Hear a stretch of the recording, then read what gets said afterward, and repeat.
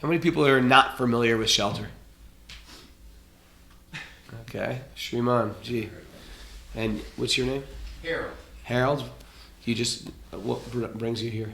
I'm a friend of Bobby from Vinyl Conflicts, and then I cool. went to the store yesterday. I saw the flyer. All right, welcome. Welcome. And all you other guys are familiar somewhat? Yes, I saw Shelter in the 90s. You saw Shelter in the 90s? How many people saw Shelter in the 90s? All right. Good reunion. Good reunion. It's an interesting phenomenon. How many people have no clue what Krishna Bhakti is? It's okay if you don't. Okay. How many people know a lot about this stuff? Okay, so you guys are somewhere in the middle. Okay. I have to figure out what my audience is, what I'm going to say. You don't want to give advanced math to a 5-year-old, and you don't want to give, simple math to a math professor. But there was a phenomenon that happened in the 80s. You can backtrack it to, I might as well tell my story if you don't mind. Is that okay? How I got interested in Bhakti anyway. When I was a teenager, I was interested in, a Fed Up t-shirt. This is an old band of these guys in Richmond. Thank you. Closest thing I have to a high school reunion. Just come back and see all these people I haven't seen in a while. But when I was a teenager, I got sort of fed up with high school life in Connecticut. I grew up in Connecticut, so I used to go away to New York City on the weekends. And on the weekends, New York City was like, New York was dangerous in the 80s. It was a very dangerous place to visit. The cops were notoriously corrupt. They did that whole movie Serpico, which was based on a real life situation about how corrupt the New York City law enforcement was. There was murders and drug addicts, and it was just like a creepy place to go. And with that had like an excitement for a teenager. And I wasn't interested in mainstream music, so I used to find these alternative punk clubs on the Lower East Side, which was a notorious, dangerous area. And I one time, and the music used to be at a matinee. The matinees, if you know, they're in their daytime. Pay a few dollars and you could see 5 great bands. And it was daytime, so it wasn't super scary. And I remember at the time, there was a band called the Cromags. Anybody ever heard the Cromags? Yeah, so the Cromags, the bass player of the Cromags was a year younger than me. So I was 16, he was 15. And for some reason, he liked me. Now, he wasn't a normal guy. He was a child celebrity. He was a child celebrity when he was in 6th grade. But he lived a very difficult life than me. Sort of grew up in the streets. He wrote an autobiography, which is almost a really scary life that he lived. And he grew up sort of like within sort of a beatnik, maybe hippie culture. But he was an incredibly talented musician. And he was incredibly charismatic.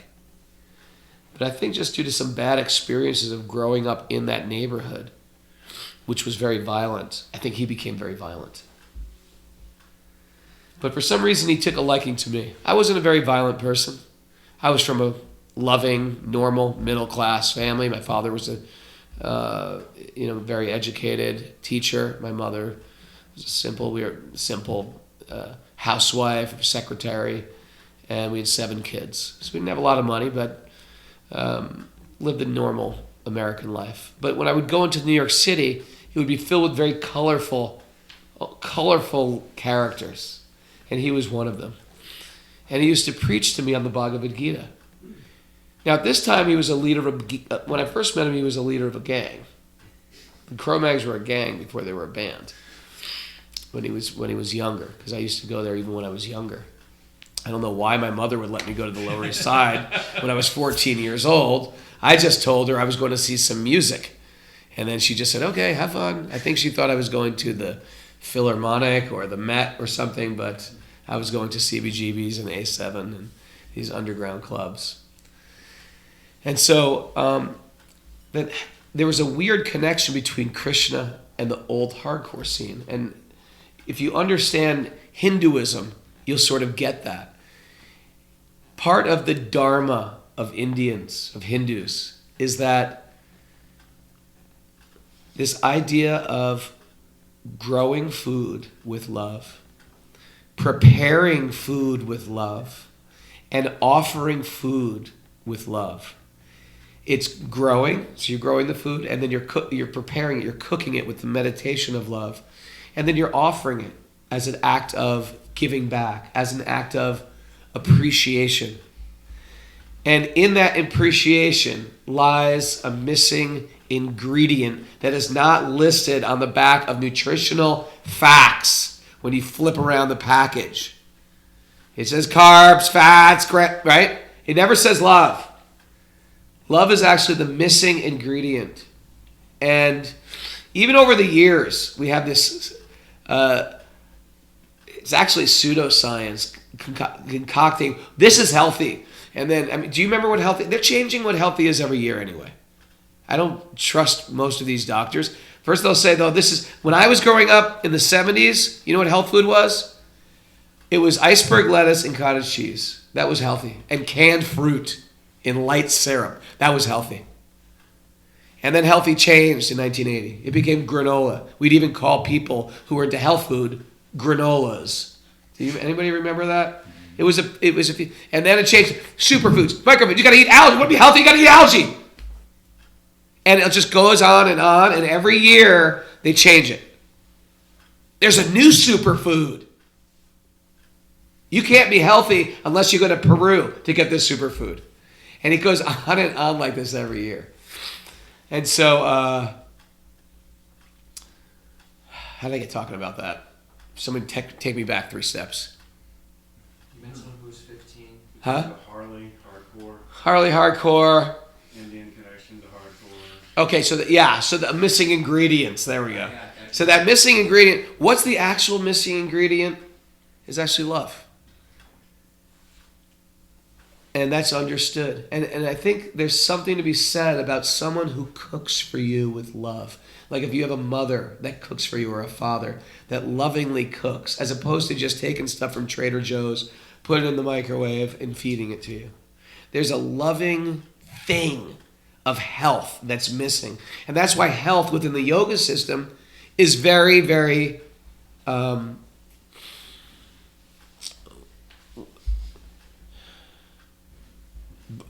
it's very broad. It doesn't just mean fitness. Health doesn't just mean fitness, right? What if I'm fit, but I'm angry? What if I'm fit, very ripped, but I'm resentful? Or I can't forgive someone? How healthy am I? So we want a very, very broad spectrum concept of what health is. And we've sort of tried to chop it down to like, break it down right to the micronutrient. This is health. We found it here, and we've encapsulated it. If you just eat this, you'll be healthy. And it's not a holistic approach to joy, right? Because if you're healthy, you should be joyous, right?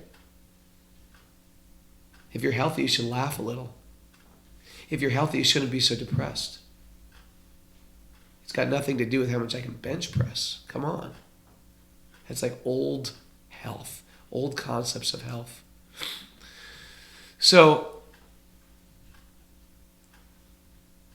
when the Eastern teachings started coming to America, especially the teachings of Bhakti, the idea was that you give people mantras and song. You give people food cooked and prepared with love, and it changes something in them. And you know what's interesting? It does. It actually does. Because in Bhakti Yoga, the yoga is connection through love, through like a loving current in everything that we do. And so any temple you go to in India, if you go to, and I do this every year because I take groups, I'm a yoga teacher now, I take groups to India. Whenever you go to a holy place, they'll always give you what's called Prashad, or food cooked with love. They'll just give you a cup of it. You can walk by the temple, they'll hand it to you. They'll scoop some out for you. They'll invite you in. They'll invite you into their home and prepare it for you. That's just part of Hindu Dharma, is you give prashad, you cook prashad, you offer prashad with love. So many times I've been invited to holy people's houses. I remember every year there was a guy. I'd go to Govardhan, 30 or 40 students. He would say, Raghunath, please come into my home. We will make you lunch. I was like, first of all, I don't even know you. Second of all, I've got like 35 people with me. He's like, no problem. I don't pay, no problem. You just come in and sit down. And so this is like the mood, is like, I want to serve you. So materialistic culture is the opposite. What can I get? What do you got? What do you got here? What's for dinner? What do you got? What can I get from this guy? That's materialistic thinking. It's backwards thinking. Where spiritual thinking is, what can I give?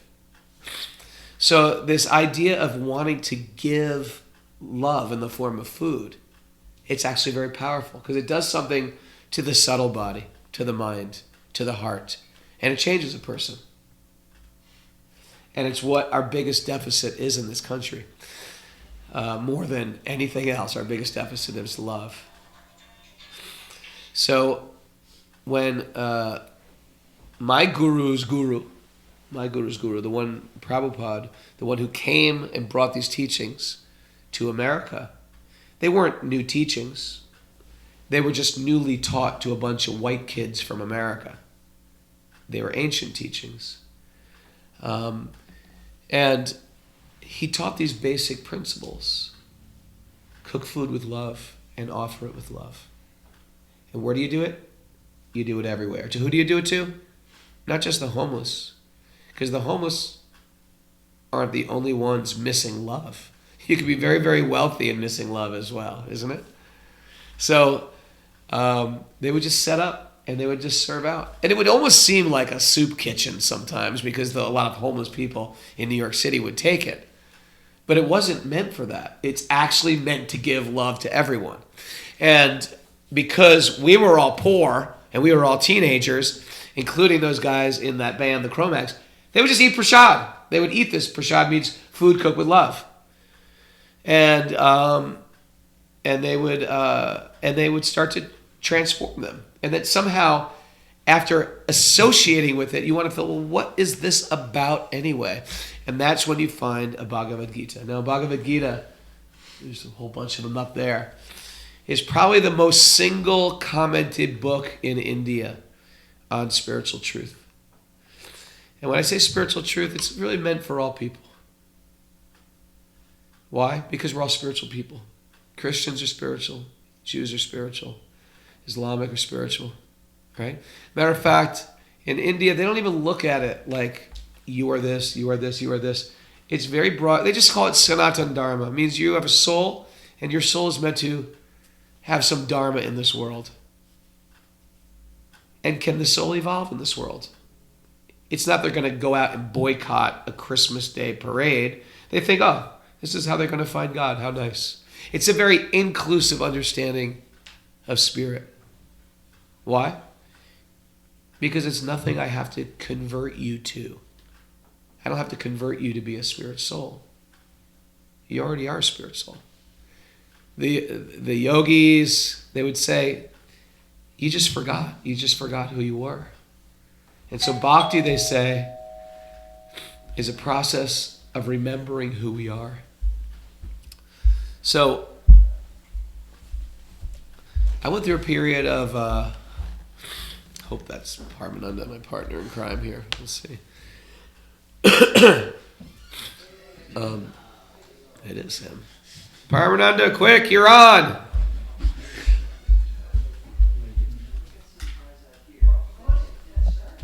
It started. We're waiting for you.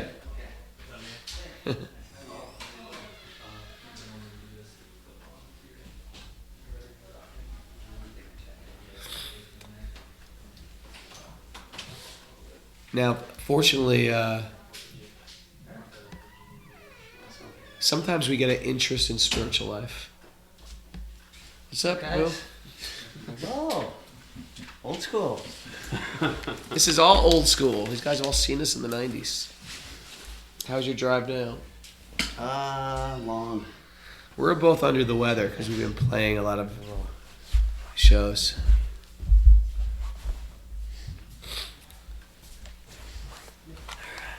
I was just More sharing. people coming. Yeah, I was just sharing how sort of like Bhakti got sort of into the punk scene. So basically, at Tompkins Square Park, where all the punks would hang out, the devotees of Lord Krishna would set up a table, and they would just distribute prashad, and we would take it. And then, and it was like everybody. It was Ray Beast from Warzone and Todd Youth from Warzone, and everybody ate prashad there. That was like the. You have any memories of that? They even had it at CBGB's. Yeah, CBGB's. Devotees would come and give prashad. And yeah, it affected us. Now, people get interested in spiritual life sometimes. Sometimes people consider themselves a little spiritual. And then sometimes dramatic things happen in our life. And maybe some of you have had a dramatic thing happen already. And maybe some of us have never. But sometimes we get a very strong reversal in our life.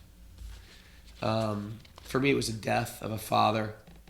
It was sort of a lack of faith in like what I was doing with my life. Even though I was in a band, we were in Youth of Today. It was successful. It was fun. It was fulfilling in a lot of ways. But I feel like, well, where is this going? What do I want to get out of this? Aren't there more ways? For example, if I don't, we were in a band called Youth of Today, didn't drink, didn't smoke, etc. But I felt like those are like baseline things of refining ourselves. There's still a whole slew. Is anybody familiar with my first band, Youth of Today? Me and Paramananda's first band? Just say I. So okay. So this band, I remember even when the band started, we considered ourselves straight edge.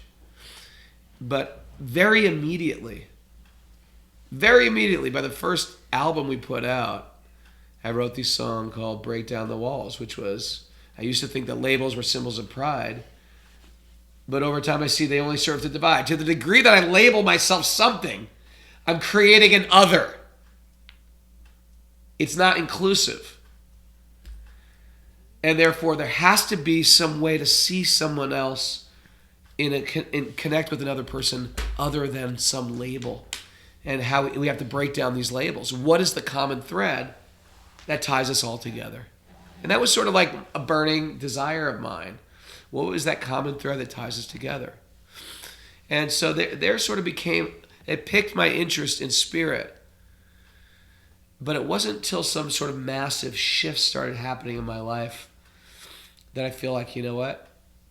This calling in me is even louder. It's not something part-time. I don't want spirituality to be part-time. I'm not a part-time spiritual person. I'm a spiritual person all the time. And I'm just doing a bunch of material things. And that's why I had a strong appreciation for the Bhagavad Gita, because the Bhagavad Gita spoke about truth, not Hindu truth, right? It's like truth is truth. It's like math. 2 + 2 is 4. That's not Hindu math. It's not Christian math. It's not Jewish math. It's like math. You can't get a PhD in Jewish math. So the Bhagavad Gita teaches truth. And truth is food for the soul. Truth is what the soul is hungry for. Truth is direction. Truth is like an internal GPS, an internal compass. It's what I want to add to my daily activity. What can I apply to my life to fulfill me? And so at that point, it sort of like, it became such a burning passion that nothing really else mattered. And I think Paramananda can safely say, when I got into it, I just sort of like left the band in the height of our career. What were you experiencing when I left the band? We thought you were crazy. Yeah. With the rest of the hardcore scene. Yeah. The rest of the hardcore scene thought I was a little crazy. And I get it. And sometimes you got to almost step away from everything you know and everyone you know just to sort of find yourself again. And it was actually a beautiful thing for me to do. Because you don't have to do it like this. You don't have to have spirituality be like this for you. But for me, I had to. To me, I had to almost cut an incision in my life and almost completely step away from it to dive into spiritual life. Now, as I teach to a lot of my yoga students, I don't teach give up everything and live in an ashram. That's what I did for basically 7 years. Now I teach you just add spiritual things to your life. But still you find some people get a strong, louder calling at times where they can't hear anything else. And some people never get that calling. Some people never get that spiritual epiphany. They'll never, not interested. I don't know what that's from. It's from some previous life or something. You have some interest in finding some deeper truths about life. Paramananda, you want to share anything about or it might be just a day to go into, because I don't know where everybody's at, but we could field questions as well. It's everything from touring and playing, and we're open to anything today. Would you like to chant first? Sure. Let me chant. I'll play the drum.